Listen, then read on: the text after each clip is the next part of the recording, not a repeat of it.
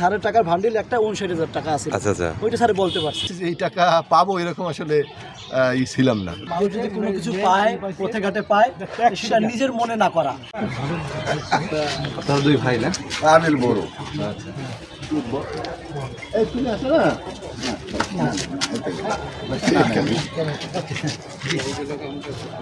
Thank you. ইনশাআল্লাহ আমরা একটাই প্রত্যাশী যে মানুষ যদি কোনো কিছু পায়, পথে ঘাটে পায়, সেটা নিজের মনে না করা, যেটা আমার না। এই টাকা যত বড়ই হোক না, যত অঙ্কেরই হোক না কেন, সবার ভাবা উচিত যে এই টাকাটা আমার না, এটা অন্যের টাকা, তার স্থানে পৌঁছে দেওয়া। এটা প্রত্যেক মানুষেরই দায়িত্ব, যে শ্রেণীর হোক না কেন। লোকজন খুঁজছি অনেকবার, প্রায় 12টা পর্যন্ত 2 ঘন্টা আমি চক্কর লাগাইছি, কিন্তু লোকজন পাইনি। তারপরে আমি কি করব, তারপর আমি শহীদ হুজুর আছে মাইকিং করে, আমি শহীদ ভাইকে ডাক দিছি যে শহীদ আপনি কোথায় আছেন? আমি একটু দূরে আছি। আমি আপনি আইসা আমার সাথে একটু যোগাযোগ করেন। আমি আচ্ছা ঠিক আছে, কোনো কাহিনি মানে কোনো কথাবার্তা আছে? আমি হ্যাঁ আছে, বিস্তারিত বলবো না, আসেন। তখন সে আবার কাঁচাবাজার এই জায়গায় আইসা আমার পাইলো, তো বল ভাই কিছু টাকা পাওয়া গেছে, আপনি একটু মাইকিং করেন, আমি টাকাটা ফেরত দেবো। এই শহীদ ভাইয়ের তারপরে মাইকিং করাই, মাইকিং করানোর পরে তারপরে শহীদ ভাই খলিল স্যারের কথা বললো যে তার টাকা ফেরত, মানে পাওয়া স্যারের টাকা। আমি কিন্তু স্যারের টাকা হলে একটু প্রমাণ দরকার। স্যারের যে প্রমাণ দিয়েছে তার সাথে মিল আছে। কোনো লোকে বলতে পারে না যে 1 লাখ টাকার ভান্ডিলের ভিতরে 77,000 আছে বা 80,000 আছে, এরকম কেউ বলতে পারে না। কিন্তু স্যারের টাকার ভান্ডিল একটা 59,000 টাকা আছে। আচ্ছা আচ্ছা, ওইটা স্যার বলতে পারছি। আচ্ছা আচ্ছা, এই যে আমরা বুঝতে পারলাম যে এটা স্যারেরই টাকা হবে, এই জন্য আমি স্যারকে ফেরত দিতে আসলাম টাকাটা। আসসালামু আলাইকুম, সকলের পরিচিত। এবং স্যার আসলে আপনি টাকাটা কোথায় নিয়ে যাচ্ছিলেন এবং এই টাকাটা কিসের ছিল? জি আসসালামু আলাইকুম, সকলকে ধন্যবাদ। আসলে টাকাটা এসেছিল, টাকাটা জাকাতের টাকা এসেছিল, গরু কিনে দেবো, ওই যাদেরকে দিব তারাও নির্ধারণ করে রাখছিলাম। তো আমার 2 প্যান্টের পকেটে আসলে টাকাটা ছিল। একটা পকেটে ছিল 1 বান্ডিল 50,000 টাকা, আর একটা ওই মানে মোবাইল ছিল পকেটে, আর এক পকেটে ছিল ওই খাকি খামে ভরা ওই টাকাটা। ওই টাকাটা আসলে সম্ভব এই সময় মানে পড়ে গেছে পকেট থেকে। আমি কিন্তু আমি তখন মানে কোথায় পড়ছে আমি আসলে নিতে করতে পারি না, আইডেন্টিফাই বসছি। কারণ বাসা থেকে আসছি, আর এই মানে গগন বন্ধু এর পথে যে কোনো এক জায়গায় পড়ছে, এটা আমি মানে নিশ্চিত ছিলাম।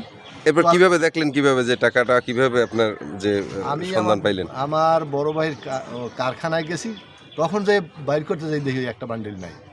হ্যাঁ, তখন আমি তো আসলে হতাশ হয়ে গেছি, ভাবছি যে এই টাকা পাবো এরকম আসলে ছিলাম না। তো আল্লাহ শুক্রিয়া যে আসলে টাকাটা পেয়ে গেছি জন্য। খোঁজাখুঁজি করছেন অনেক? হ্যাঁ, খোঁজাখুঁজি তো স্বাভাবিকভাবেই করছি।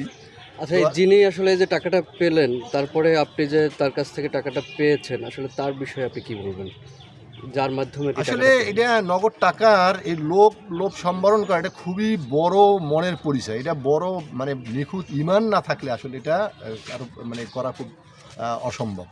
যিনি পেয়েছেন দোয়া করি তিনি ইমানের উপরে দায়েম ও কায়েম থাকেন আল্লাহর দরবারে, এবং আল্লাহ তাকে যা উত্তম যা দান করুন, এই দোয়া করি, তাকে আন্তরিক মোবারকবাদ জানাই। এই সন্ধানটা পালেন কিভাবে যে বশির ভাই পাইছে, এই সন্ধানটা কিভাবে? আমার ওই কারখানায় আসলে ওনারা শুনছে যে কারখানায় জানছে যে আমার মানে টাকা গেছে, ওই কারখানার পক্ষ থেকে জানানো হয়েছে আপনাকে। ধন্যবাদ। আসলে দেখেন তার ভাই, যে তার ভাই আছে এখানে। আজকে টাকাটা একটু হাতে নেন। বিষয়টা হচ্ছে যে দেখেন, পৃথিবীতে এখনো ভালো মানুষ আছে, যার প্রমাণ হচ্ছে এই বশির ভাই, যার দৃষ্টান্ত যে এই নগদ টাকার লোভ এখনকার মানুষ সামলাতো, এটা আসলে খুবই দৃষ্টান্তর। মানে আজকে দেখলাম।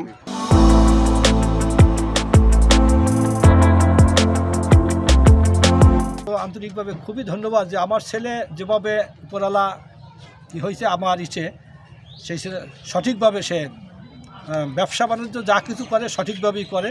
সে কোনো দিন আমার ম্যানেজারকে বলছে যে আমার এই ক্যাশে কোনো টাকা আসবে না, আমি কোনো খারাপ টাকা আমার ক্যাশে আসবে না, আর সেইটা আমি খাবো না।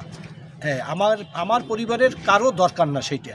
আমাকে আল্লাহ যা দিয়েছে শুকরিয়া আল্লাহর কাছে, তাতে ছেলে পানে তা যথেষ্ট আছে, এরপর আর দরকার হয় না। আমি শুনেছি, মানে বশিরের কথা শুনে আমি এটা স্বাভাবিকভাবে ভেবে নিয়েছি যে বশির দ্বারা এটা সম্ভব। বশির অত্যন্ত ভালো ছেলে, সে আসলে টাকাটা আত্মসাৎ করে নাই, সে যথাযথভাবে জানান দিয়েছে এবং জানানোর মাধ্যমে শুনেছি যে একজন শিক্ষক তার এই টাকাটা তো সে যথাযথভাবে আবার ফেরত দিয়েছে। এটা বশির দ্বারা সম্ভব। এটা মানুষের অর্থের যে লিপ্সা বা অর্থের যে একটা গরম বলেন, হ্যাঁ, এটা ওকে স্পর্শ করতে পারে না। এটা আমরা খুবই বশিরকে নিয়ে গর্বিত।